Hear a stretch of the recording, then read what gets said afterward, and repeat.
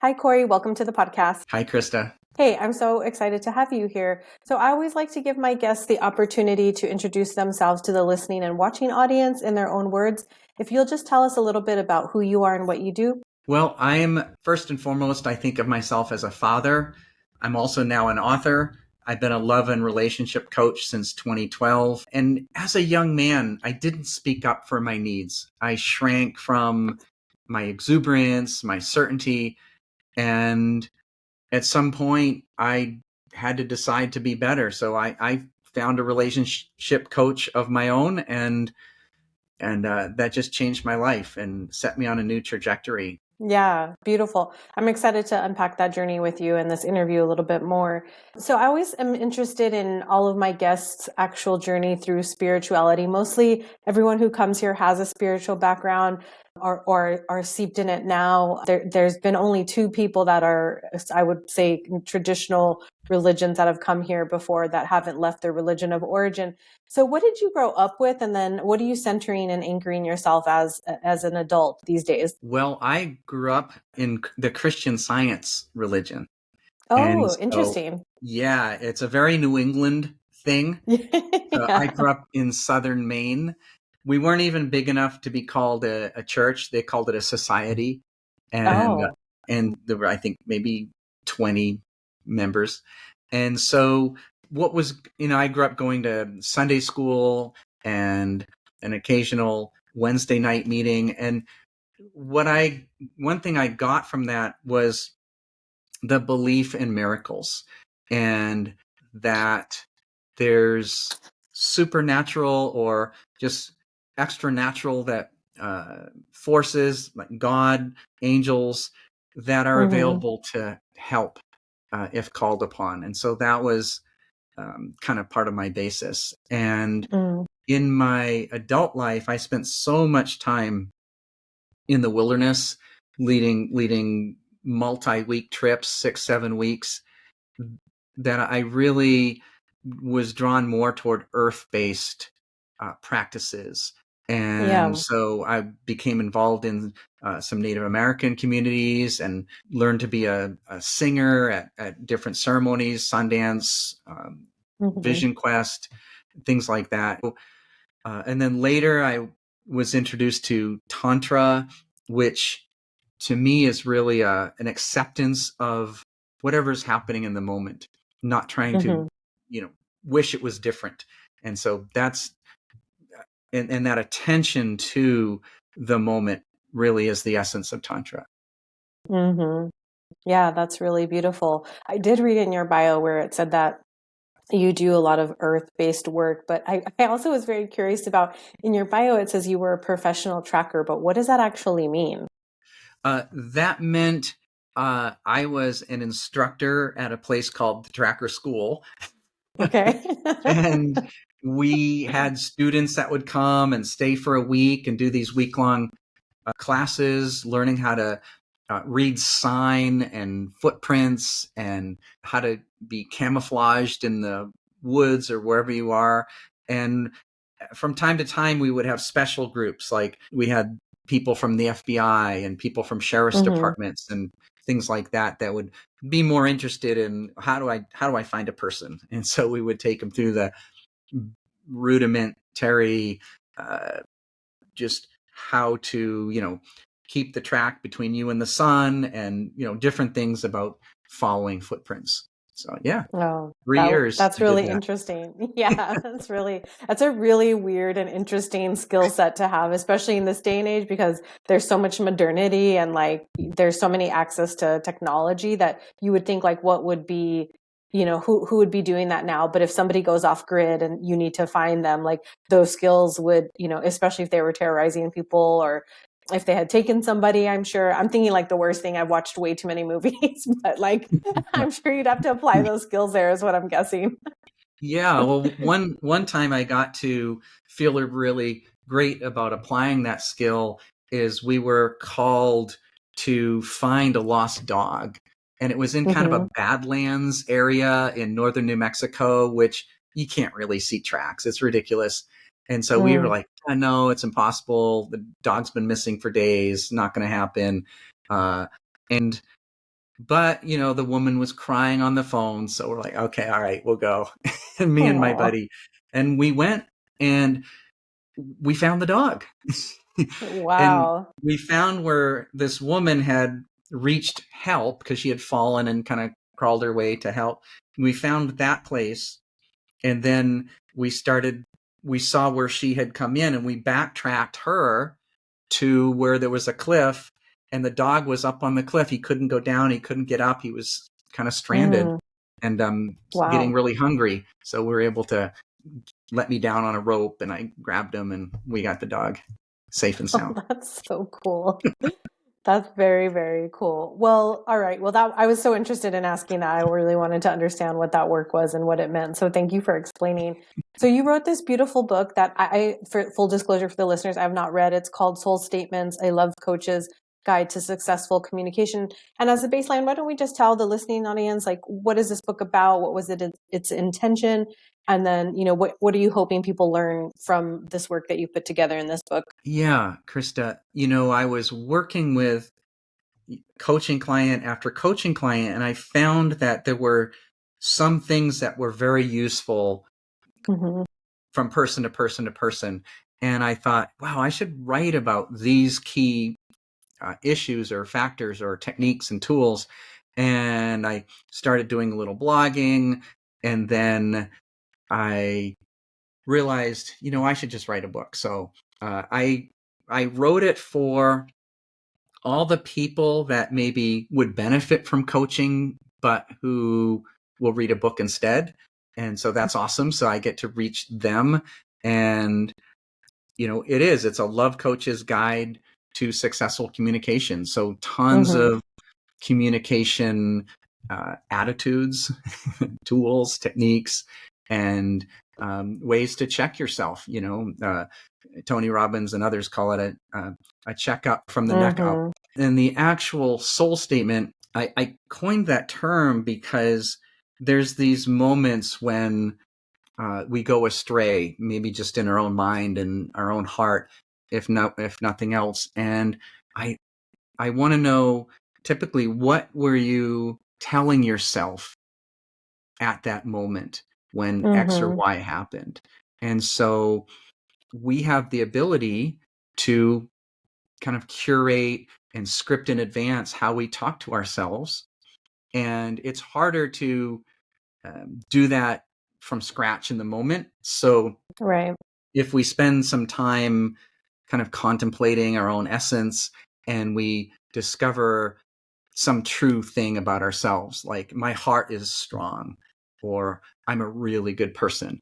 And so we can say, all right, I'm going to make that a soul statement. And in this moment when I doubt how lovable I am or some sort of distress, and when I used to think some either derogatory thought about myself or some I'm less than Mm-hmm. whatever it is, we can say, oh, you know what? I used to think that. What's really true is I'm okay. I'm enough. I can call upon the grit inside me or whatever your Mm-hmm. appropriate soul statement is. And it's a way to go, oh, I just stopped myself. I've inserted something that's not just a mental thought, but when my cells hear that, they light up in a yes. Like my heart is a trusted guide and my cells can vibrate with the truth of it. And so a soul statement is really just getting you back to your essence and your strength and your resources, and you're anchored to the best and strongest part of yourself to then Mm-hmm. make the next thought a better one. Yeah, I love that so much. I think it's such important work in this world because there's so much internal separation and there's like this gradient of internal separation through our own internal dialogue that comes from outside influences, our lived experiences, where we say those things to ourselves, that having that practice and bringing ourselves back into ourselves is so critical to just being able to be comfortable in this experience as a human being, which can be really challenging at times. So I love Thank that you're doing that with the book. And I like that it's interesting that you were an actual guide and now you're like an inner guide for people. So I love the symmetry there. Yeah, thank you. Yeah, I want to talk to you about the communication piece with the self. And I kind of want to break it into three parts here and ask you, so in communicating with the self and creating intimacy, I think that's a really good starting. And when we think about being intimate with ourselves, and I'm thinking about like, am I being honest with myself? Can I show myself the truth here? Can I be courageous in choosing differently? For you, if you were to give any advice to somebody listening right now about how they could cultivate more intimacy with themselves, where would they start? Well, you can start with uh, honesty on the fly, so to speak, where if you hear yourself negotiating in your head of, well, I'm doing this because, or here's the reason why it's okay, to stop and say, this sounds like a negotiation. And my honest motivation for doing this thing or having not done that thing is, and just being honest on the inside. And just, there's less pushback necessarily Mm-hmm. when you're brutally honest with yourself. You can be more honest, in other words, with yourself than you can with anyone else, and you should. Right. So that's where it begins, is that kind of, oh, wait a minute, I'm veering off into making up a story about what I really am about here. And then other than that, I'm really a big fan of taking some kind of action every day to connect with who you really are. And that for some people, that's journaling. Other people, it's feeling their physicality and their animal strength in a workout or a hard run. And for Mm-hmm. other people, it's, sitting quietly before a candle or just thinking about feeling into their own essence. I feel like the best thing I can offer is just my inner silence. Mm-hmm. So I offer that to the great silence, if you will, and just try Mm. to be as quiet and still on the inside as possible. And what we find is who we are, our spirit, our desires naturally bubble up like water from a Right. spring. And so it's not just going to be this empty void that we're, closing this door and we're sitting in this vacuum, but we naturally feel who we are, and what's really true becomes easier to discern when you've eliminated the other noise. Mm-hmm. Yeah, it's like we become so weighted down with the lies and the stories that we tell ourselves that once we remove those things and we come face to face with who we are, there is this like beautiful freedom. For me, I used to also have a very negative dialogue that I had to work through for a really long time, a really strong inner critic. And I remember like the first time feeling peace within myself because I wasn't agitated with myself. That acceptance that you talked about in early on was like, that's what I really needed to cultivate for a long time, was accepting where I was in this moment, even if I wanted to be better and I wasn't, or I had shortcomings, or I wanted, to choose differently. And whatever the case may be, I remember experiencing non-agitation with myself for the first time and remembering how sweet that felt, like to not be aggressing after myself in such a negative way. And it was just such a beautiful thing. You also talk about a lot about clarity in communication and finding clarity within ourselves. So in the line of the intimacy and being honest with ourselves, like aside from removing all of that stuff that weighs us down and allowing like our creativity and our soul's purpose to bubble up, what other sorts of clarity would somebody be able to find in a practice of like intimate and honest communication with themselves? When you remember who you are and what you are and why you are, beneath circumstance, beneath worry, I like to say that our minds are kind of geared to look for what's wrong, and what's wrong is Yes. always, it's not too far away. But what's It's always right is, available, which is surprising. I know, and what's right is available always too. There's always Mm-hmm. something right. And so by remembering what's right about me, I can be more connected to my own value and what Mm-hmm. I value. So, like, for instance, I value contribution. I value love, I value kindness.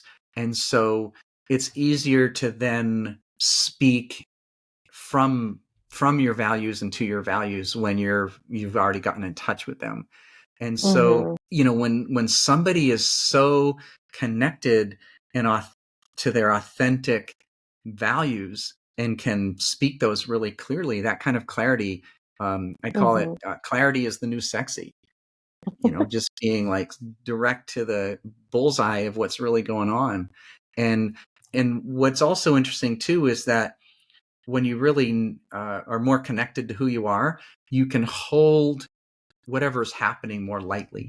Yes, Yeah. that's so profound. Absolutely. And it's interesting too. I think, speaking from my own experience as like a heteronormative woman, I also feel like because we're conditioned with a lot of ideas about who we are supposed to be as women in this society, there's so much confusion when you're going on the path of unbecoming, and discovering who you are and what you are, that you do get confused if you don't go down the path of trying to discover your own clarity. Like, what do you want? Even in like this moment or long term, it's a weird experience to be in your own mind and body and not really know what you want or what you want to do. It's just very strange. Indeed, it is. And we are all, I guess, born or soon acquire an inner critic, and Yes. Yeah. so it's just, why not focus on what's right, and Yeah. and remind oneself what you're made of, Mm-hmm. which already you're starting to shift into a better state, a better ability to respond appropriately with a little more, anchored to something Mm-hmm. eternal about yourself. Yeah. Yeah. I want to also talk to you about like nonviolent communication. I think also what you're saying there about choosing what's right is also there's a deep level of compassion and loving kindness that we have internally to ourselves that you're practicing. So I don't know if you want to say any more about that or even explain to the audience what nonviolent communication is with ourselves and with other people. So nonviolent communication, which we usually just say NVC in Mm-hmm. conversation, is a an attitude and a program developed by Marshall Rosenberg, how to talk with one another, how to ideally talk with yourself. It doesn't make the conversation go the wrong direction. It's like you're turning down the temperature when things are getting heated or hurried, and so in part of the basic premise is you're speaking about your experience versus Mm-hmm. telling someone else what you think of them, what you think of what they did. So you're not throwing out evaluations of someone else and their behavior. You're Mm-hmm. saying, this was the impact on me when X or Y thing happened. And so it's much less attacking than saying you're a dummy dog because you did this thing. You can say, Right. you know what? If you're open to it, I'd like to share what it was like to be me just now or during that thing. So that's kind of a Mm-hmm. good entry. Mm-hmm. I'm a fan of Yeah. checking that it's a good time to to bring up a a touchy subject. Well, and it's one of those things where most of us don't grow up with this as a tool. And I know I certainly didn't. And I grew up in a very fiery family. And so my response to that was to like immediately run from conflict. I had to work on nonviolent communication, not because I was a violent communicator, but because I needed to learn how to express what I felt in a way that would reach my partners, my friends, my family, where it didn't escalate to something. For anyone listening, I mean that's a challenge too. If you are not somebody who immediately goes to like the blaming and you just really do want someone to understand and empathize with what you're going through, tapping into nonviolent communication is such a great way to cultivate strong inner dialogue and tools to communicate better. I feel. Indeed. And ideally we just want to keep our conversations coming from a place of our feelings, our and our Mm-hmm. needs. And Mm-hmm. so versus what we think of the other person, or versus arguing over the correct version of history, Yeah. and I like to say arguments based on history are generally unproductive. And Yes, so definitely. it's like, you know what, you experienced it differently than me. I can accept that. And the feelings that came up for me were, and my need for, respect or safety or whatever it is was diminished. Hmm. And so this is how I would prefer it to go in the future. Uh, Hmm. and I actually did a bunch of coaching where I was being coached with someone who lived and traveled with Marshall Rosenberg for many years and just, studied at his knee.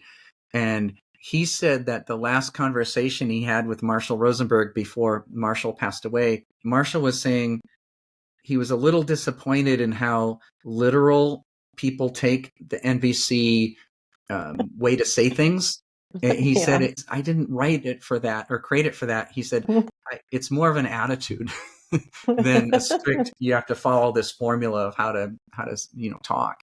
Once you understand it, it is more of a state of being, because even if you're trying to communicate with people who don't have the tools of nonviolent communication, I think also like not taking personal, like you said, just sticking to your feelings and the experience and not taking personal how they're interacting with the conversation is huge. But that's not really embedded in the work. That's just sort of like something you learn as you practice, which is really important.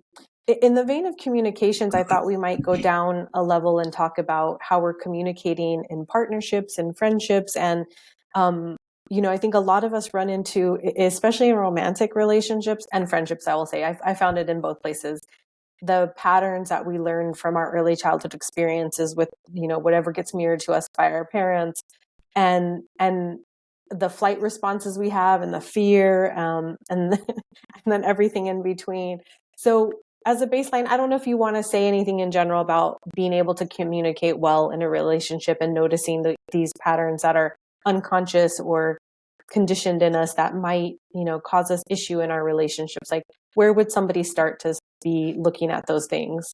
Krista, so what I think of when you say that is I come back to that consistent time to just be with yourself. And it doesn't have to be, hours every day. It can be 5 minutes, Yeah. but just to, anchor back in and remember, what's valuable to you and how you want to be in the world. And so the, the more we are in touch with, we'll say, our own value, and, soul statements support that, is you're able to be a little more patient with other people. In this case, Mm-hmm. your significant other, shall we say. Stephen Covey talks about, if you want acknowledgement, give acknowledgement. Right. And so I like to say, model what you want to receive. And Mm-hmm. so, if you want a little more consideration, maybe offer some consideration, and don't expect in intimate relationship to get any of these things that you're wanting first before you've, given them to your partner. And that, Mm-hmm. whether it's listening, acknowledgement, and suspending judgment, a little bit of kindness, some touch. And so, because sometimes people say, well, they never touch me. I'm like, well, do you touch them? Little hand behind the neck. It's like, oh, thank you, whatever. That's the place where I think about starting. Mm-hmm. And it's like keeping your own emotional well topped up as best you can, so that you're Right. more able to, not be so needy right out of the gate. And then the part of the good thing though about intimate relationship is that it's bound together by love and affection. Mm-hmm. And but that love and affection is then supported by skills which are learned and learnable. So we Mm-hmm. can learn to pay attention to our impact on another person. We can learn to pay attention to our own emotional fill level, and how much gas is in the tank. We can learn to be curious before we start in on a critique. We can remember that my partner volunteered for the position. They weren't drafted. It's not the NFL. So there's just a whole host of things that we can learn and get better at. And so we can learn to validate the other person's experience. And one thing I like about that is, say, with giving acknowledgement, that doesn't mean you have to agree. And so too many people that I talk to, they haven't given acknowledgement in the past because they're not in agreement with what was just said. They don't want to be a Like, well, co-conspirator yeah, or co-signer. that's right. But you can still say, oh, I get that this is upsetting to you, without agreeing with why they're upset. And that's a beautiful thing to hear. One of the things in communicating with partners that I think the way we're evolving as a society, at least in these last few generations, there does seem to be like a very intentional way of wanting to break out of old patternings. How do we have more courage when we are both willing participants to the evolution and growth of our actual romantic relationships and friendships? Yeah. Well, real honesty is an aphrodisiac. And if you offer your vulnerable heart, and they kind of stomp on it, and maybe they're not a good fit for you. Right. You want to be able to find someone who will appreciate vulnerability and the courage to say, oh, you know what? I don't actually like how I just said that. Please allow me to redo it. But that's actually not how I want to be. I'm sorry for that. Let me redo. And in the book, I call it the power of the redo. And that takes courage. But the more we can be fearless, the more we can be true. And offering your partner truth is a very highly desirable thing. And it may be that you're not with the right person, you're not the right person for them. That's okay. Yeah. But the alternative, just to muddle along, that's not necessarily serving either of you. And so I'm not suggesting that by being this kind of authentic communication, you're going to be sending people away right and left. You want to be with the right person, but you also want to be the right person. And so, the ability to, when you feel that tension rising in your chest, to breathe in love, offer your own heart love before anything else. Like, you can even put your hand on your heart and be like, silently say to yourself, it's okay. It's okay. I have a beautiful heart, and I see that you're hurting, and that's okay. And I call it speed to empathy, meaning speed to self-empathy. If you just offer yourself empathy, acknowledge yourself, then you're in such a better place to be able to do that for another person, or at least listen. And being uncomfortable is okay. Right. Reacting badly, not so much. But if you can kind of hold a little bit of tension, like, oh, I want to say this and I want to say that and defend myself and make my point, you're usually better off to just take a breath, tell your heart, hey, I see that you're upset. I know, it's okay. We'll get it all worked out. And then just be curious about what's going on with this other person. I want to understand. And, maybe even try to look for the beautiful need that the other person was trying to meet. Maybe they did it in a unskillful way, but there's still usually a beautiful need there. And if we can get to that and say, oh, your partner was trying to meet this beautiful need. This is an opening now to explore other ways to get that need met, so we don't have to take this other route in the future. You kind of create a new emotional flow chart. Gosh, you said so many important things back there. I think, I guess I just want to echo the part where you were saying back there about, there is a lot of pressure on us to say, like, you know, especially if any of us are doing personal development, like, you know, I'm doing my best here and I'm with a partner. And sometimes, like, your partner is maybe not as willing, you know, and you can't reach them, but you're doing as much as you can. And being able to make that discernment in a relationship is really important, like you said. And then, like, I think it's also about safety, right? Like, all of this vulnerability and this communication creates a safe space, because what you're talking about there with the internal empathy is like, even if we're not the one that's getting upset, our nervous system is still going to be reacting to somebody else and how they're, you know, what they're feeling in that moment. And especially because we have such different love language types and the way we connect to each other, there's so much opportunity in relationship to miss each other, you know, without even saying a word. So I love that you offered up so many amazing things back there for people to work with when they're having these moments. And I think I actually had a whole thing about, you answered it basically, about being able to sit with the discomfort in these moments, because that's a huge thing, the discomfort, the tension, because most of us learn to run away with it, or we don't want to feel it. And it is part of relationships, and it's natural and it's normal, and we should normalize it so that we can be with it and we can release it, right? Right, right. And that's, I think, one of the very top skills in intimate relationship and working through this kind of tension that naturally arises Mm-hmm. from two different people is the ability, but also just the concept of slowing down. It's like, Yeah, you know, because it goes from 0 to 1 million so fast. it It's like, does. you know what? Whoa, let's slow this down. Let's discover what's really going on. And, you know, this other person, they didn't grow up with your body, your family, your neighborhood, your school, your challenges, your desires, you know, you're anything, you know. Yeah. And so of course they're going to respond a little differently, maybe a lot differently in Mm-hmm. any particular scenario. So curiosity and just slowing down are just huge. Yeah. Mm-hmm. Yeah. One of the things that was huge for me in my journey was understanding that I needed time to process.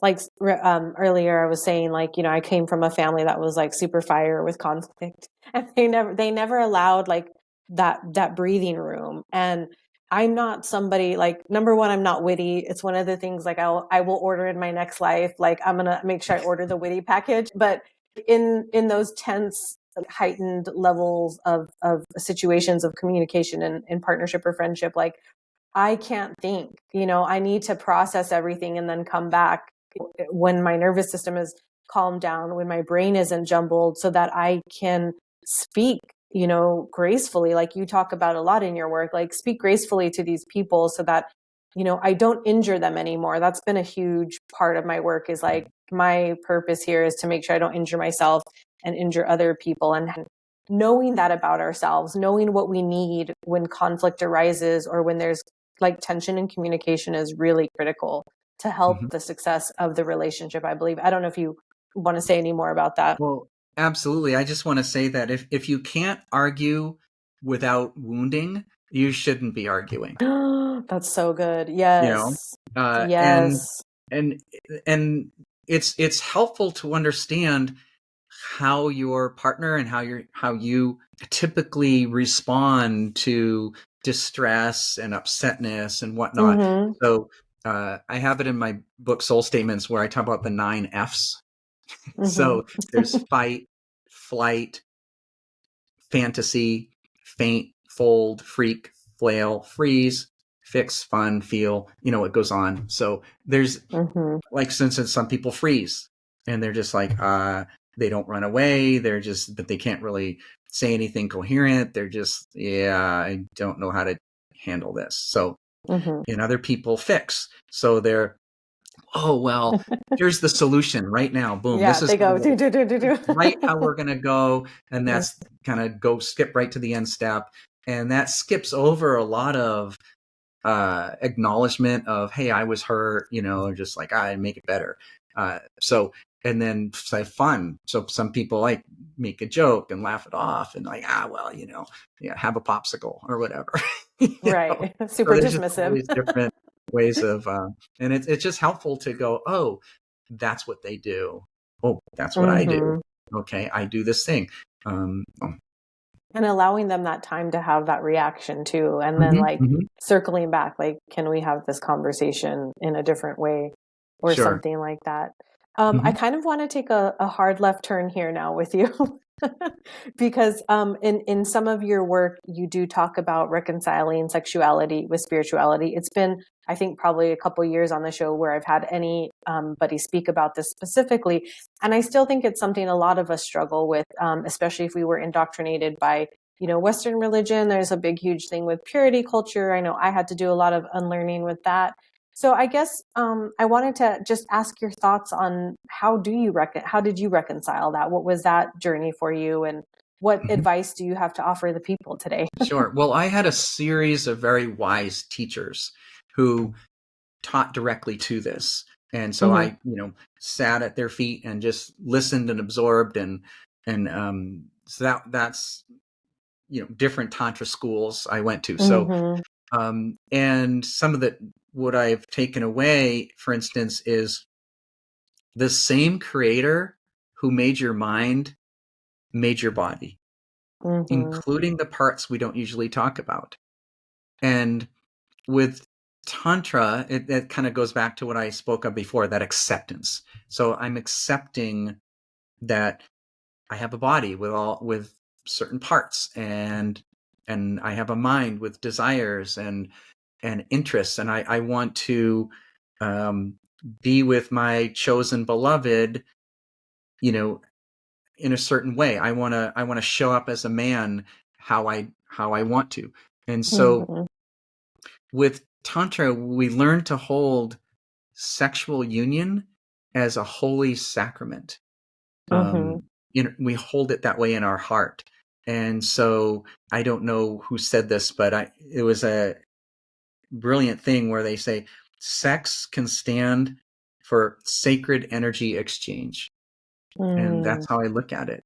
And it's a holy moment when people join together. Every woman is capable of great joy and light, and is radiant when she gets there. And every Mm-hmm. man is compelling when he's just grounded in his deep integrity. And you bring those two elements together, and it can be magic and light filled, and a celebration of, wow, we have life, we have bodies, and I'm choosing to be with this person, they're choosing to be with me. How amazing is Mm-hmm. that? And Yeah. the other thing too is that Tantra doesn't depend on any particular sexual action, or Mm-hmm. it's not about what you do. It's about the approach in your heart, in your body, in your mind, so that being ultimately present for the moment.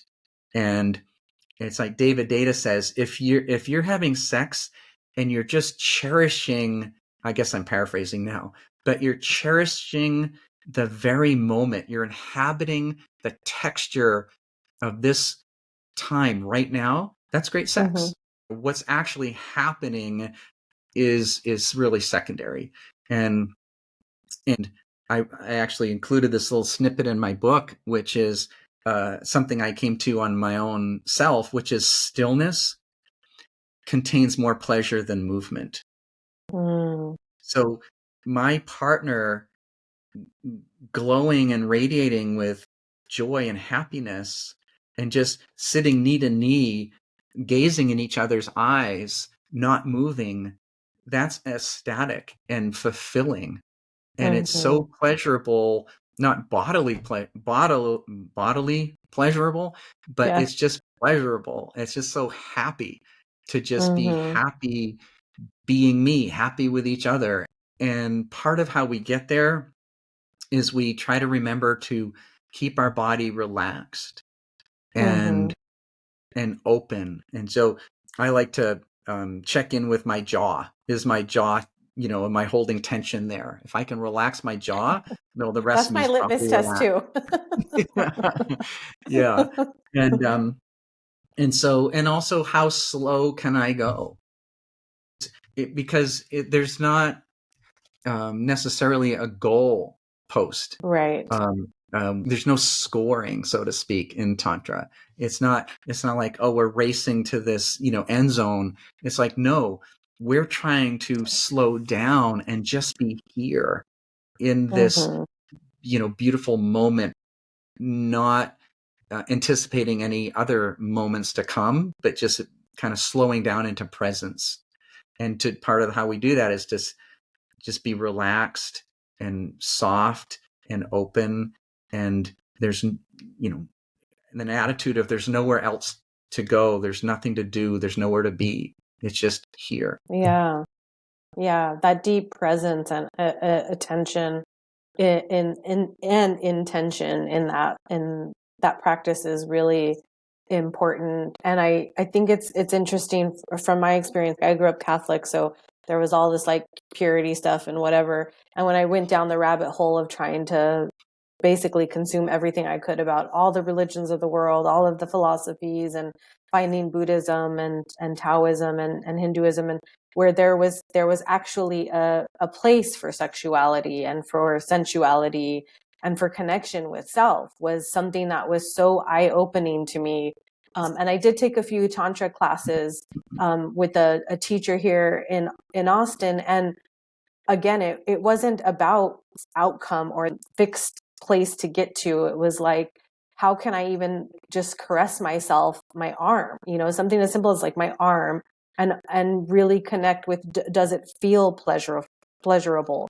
Can I be so attentive and present in my body that I can feel like every single, little hair on my arm sort of react to touch? And again, that slowness and that gradual build is so powerful. And because I think of the way, especially here in the Western world, like, and the idea that sex and sexuality and sensuality is like really just for procreation. It's for a desired outcome, and it's fast and, quick and dirty. I mean, there's just so much that is missed, and so much beauty and so much connection to self that you find when you go down that. So I don't know if there's any other tools or practices you want to offer to the listening audience here about that, about who are interested of just connecting with themselves in that way. Yeah. And another thing I thought of was that another kind of concept I got from one of my teachers is that there is a Mm-hmm. beloved that dwells within, in our own Mm, hearts. And so you can think about joining together with another person as like that light of love in your heart, kind of that meeting the light of love in their heart. So it becomes a mm, greater flame. Um, and, and just having a sacred contract to love and to loving will take a person a long way. And that can be its own soul statement. I have a sacred contract to love and to mm-hmm, loving. And so mm, that aligns me with, oh, I'm the type of person, I'm the kind of person who honors love, who is loving. And so if I remind myself that with the soul statement, then I'm mm-hmm. um, more, it's more accessible, and I'm more reminded of, oh, people like me act like this. If people like me who are loving act loving. So it's just a way to keep me on my best behavior, I guess. Well, Yeah. and it's like, the inverse could be said when we have that negative dialogue. I mean, it's the same thing, because you're creating a new statement, new neural pathway, and a new way of being, instead of saying like, I'm always mad, or I'm always sad, or I'm always angry, or I'm always frustrated. Like Mhm. the soul statement is just like, from what you're explaining here, it just feels like a really conscious and an intimate way to stay in your integrity when you practice something, instead of like dragging yourself down with the negative statements that we all do. We all experience that. Yeah. We're getting close to the end here, so I just like want to check in with you if there's like anything else you want to lay on the listening audience and viewing audience that we haven't been able to cover, anything that sort of bubbled up in you today that we might address before we sort of get into the wrapping up of the episode. Yeah. I just also wanted to mention how one of the concepts in Tantra is that we don't necessarily make love when both people feel like it, but that with consent, we Mm-hmm. can still just put our bodies together. It's like, oh, well, I'm not up for, a full on sexual experience, but maybe I'm feeling a little off, or one of the people are feeling a little off. And so if you just put your bodies together, let's just Mm-hmm. lie on the bed for a few minutes, on top of the covers with our clothes on, and just someone's maybe feeling um, upset about something, or just a little like would like some touch. They could just, Mm-hmm. say, could we just lie on the bed and you hold me for a while? And Yeah. that's ultimately tantric. You're just really slowing down and paying attention to just being. And Mm-hmm. what happens is that our bodies act somewhat like tuning forks. We tune to each Right. other, and so we can breathe. We can match our breathing. That doesn't mean both people try to figure it out. Just one person is breathing however they will, and the other person matches. And so, and we can just be in harmony like that. So you can just be, after a long day, when one person comes home, the other person's already home. That can just be a beautiful practice that you don't have to, you're not necessarily committing to it for the rest of your life, but just try, sitting on the couch or lying on the bed or wherever, and just hold each other for a little while, and just before Mm-hmm. you even have to talk. And Mm-hmm. that makes for a better evening, I think. Yeah, that's such an important one. And it's interesting how, like, when you have the safety of a relationship, you trust each other, that how much physical touch, even if it's something really little like that, or without the intention of escalating to something sexual, how it just diffuses and deactivates our nervous system. It's such a beautiful thing to experience, to just kind of be able to like melt into your partner and allow them to sort of hold your burden with you, whatever it is in that moment, Mm-hmm. and like work Mm-hmm. through it. Even non-communicatively, this is all happening without even maybe talking or something. So I love that you ended That's with right. that. That's That's a good right. one. Yeah, and too many people are in a sex drought because they're in a Mm, touch drought, because, oh, I don't want to touch my partner because they'll imply I'm like up for sex. right. And it was like, no, I would otherwise be affectionate, but I don't want them to get the wrong idea. But if you can, talk Yeah. about that ahead of time and say, I just want to be free to touch and have it be a standalone thing. I don't want Hmm. it to mean anything, but I just want to touch you right now. I want to put a little cup your elbow as I pass by and give it a little squeeze, or, just Hmm. to keep that affection and goodwill. Nothing wrong with that. Yeah.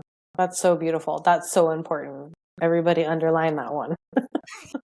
Well, so we're at the end here, so I want to give you some space to tell everybody, do you have any new programs coming out? You've got your book. Is there anything else that you've got coming down the pipeline? Your episode is a quick turnaround, so it will actually, we're recording here on Monday. You'll be on the show this coming Sunday, so about 7 days from now, your episode will be live. So whatever you've got currently for January, February, March, go ahead and tell the audience. Oh, thank you. Well, um, I'm just thinking, I have my book, Soul Statements. It came Mm-hmm. out this fall, and so I'm still super excited to talk about it. I do have some other ideas following, but the book and my private coaching are what I have going on.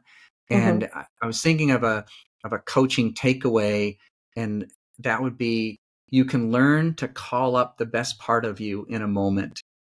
And I mean, Mm. just by the soul statement of, I am not my story.